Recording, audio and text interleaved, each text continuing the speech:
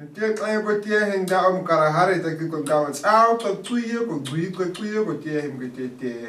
past times there were many, scattered across the heart of southern Africa.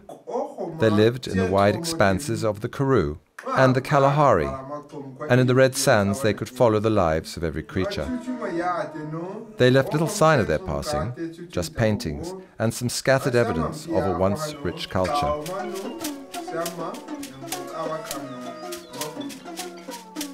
But they were hunted down and destroyed because they did not fit, and we did not understand. But now, just an hour from Cape Town, and with wonderful views of Table Mountain and the Atlantic Ocean, there is a place where the San peoples are being brought to life and revered once more, where the Cederberg Mountains and their treasure trove of San paintings loom in the background.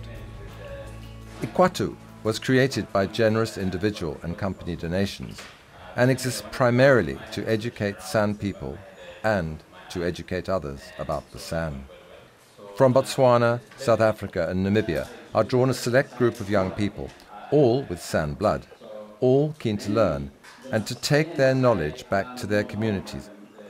Many grew up on farms and many others worked for the South African Army in past conflicts, and all of those spoke only Afrikaans.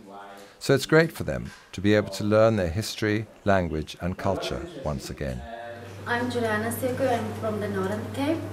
I'm here as a trainee guide to become one, and I'm from the Khomani side. The trainees learn, but they also teach, and this is the second front of the educational thrust, as every day they entertain visitors from around the world. The tour begins with a tractor ride. The eland was the most important animal in Southern culture, and a good-sized herd prospers on Ikwatu, as well as zebra, springbok and other species that were, and still are, endemic to the area. For tourists, it's a lot of fun, as the guides share their knowledge and far-sad tales of past times. This snare for catching brown birds is very simple, but very effective, and children love the interaction. And even though language is foreign, a story well told is still delightful.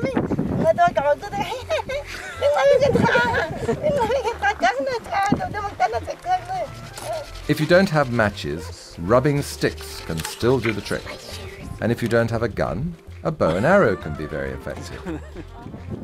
Back at the center, the guides will then try and do the impossible and get everyone to click. There are about 35 San languages, all different. This map of Southern Africa gives a rough indication of current San population distribution. Today, there are approximately 46,000 San people in Botswana, 38,000 in Namibia, 7,000 in Angola, and about 6,000 still in South Africa.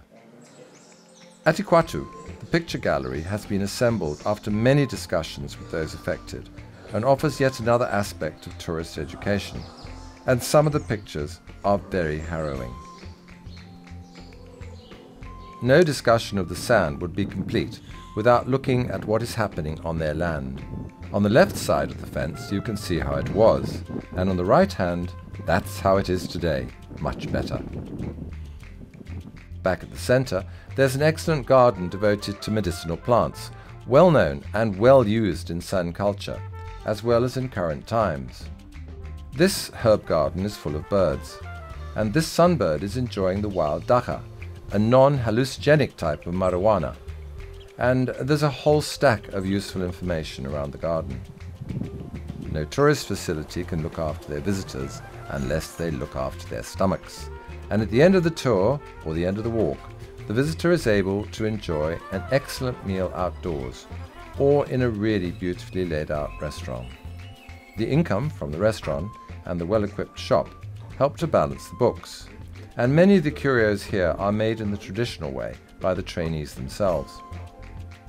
Additional income comes from overnight visitors at the guest house, as well as the more rustic bush camp hidden amongst trees on the lower part of the farm. At the end of the day, though, the main sustainable income comes from daily visitors. If you're in the Cape Town area, do go along to Ikwatu and meet the San. You won't regret it.